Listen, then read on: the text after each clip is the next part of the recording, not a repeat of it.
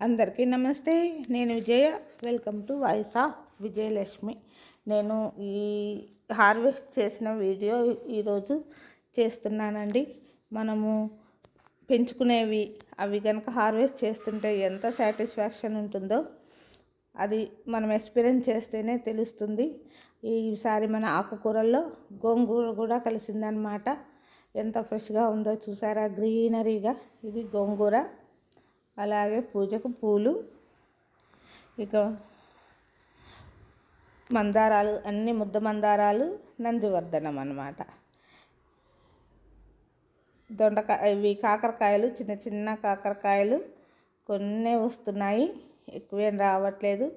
ఇది అలా మధ్యకు ఘాటు పెట్టేసి నూనెలో వేయించుకున్నాము అంటే కరకరలాడుతూ పప్పులో అలా నంచుకున్నట్టు ఉంటుందన్నమాట. కొద్దిగా అంతా మిరపకాయలు అయితే రెండోసారి ఒకసారి కోసినప్పుడు బాగా చాలా ఎక్కువ వచ్చాయి, దోసకాయలు వచ్చాయి. ఇంకా అది నేనైతే వీడియో తీయలేదు. ఇంకా ఈ మిరప మొక్కకైతే అంత రాలేదండి. ఈ చిట్టి కాకరకాయలు, ఇక ఆకుకూర కూడా చూశారు కదా, ఆకుకూర కోసాను, ఆకుకూర వచ్చేసింది.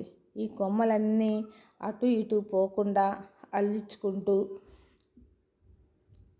ఎండిపోయినవన్నీ తీసేస్తూ ఉండాలన్నమాట. అప్పుడే మనకు మొక్కకి బలం ఉంటుంది. చిన్న టబ్బుల్లో వేస్తాం కదా మనము, అవి ఏమవుతుందంటే వెండిన ఆకులు, కొమ్మలు అవన్నీ ఉంటే వాటిని ఎలా బ్రతికించుకోవాలా అని ప్రయత్నిస్తుంటుందంట.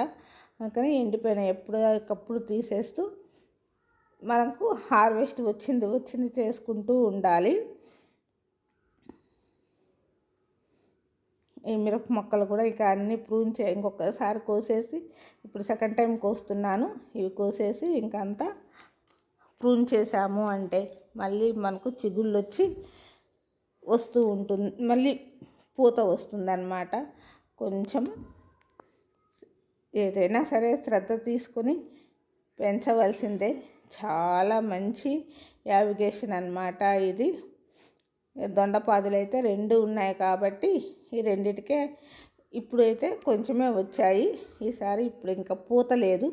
ఇక ఎన్ని ఉంటే అన్ని చేస్తాను. ఈ మొక్కలకైతే పెద్ద దోసెడు మిరపకాయలు వచ్చాయి. ఇది రెండోసారి కదా, ఇక అయిపోయింది ఈ కాపు. అది కూడా కాకుండా ఎండలు ఎక్కువగా ఉన్నాయి కదా, అందుకని కొంచెం అంత సరిగా రావట్లేదు. ఇప్పుడు కాపు లేదు కాబట్టి ఆ దొండకాయలు ఇంకా వండేసుకోవాలి మనము. ఫ్రై చేసేసామంటే, ఇది ఊరకలా ఫ్రై చేసామంటే ఇలా మగ్గిపోతాయి అన్నమాట. కొద్దిగా 2 స్పూన్లు నూనె వేసామంటే చాలు, మగ్గిపోతాయి. అదొకసారి ఇది వచ్చేసి పత్తి మొక్క అండి. చూసారా కాయలు, ఇవి అలా ఎండిపోయి పగిలిపోతాయి అన్నమాట.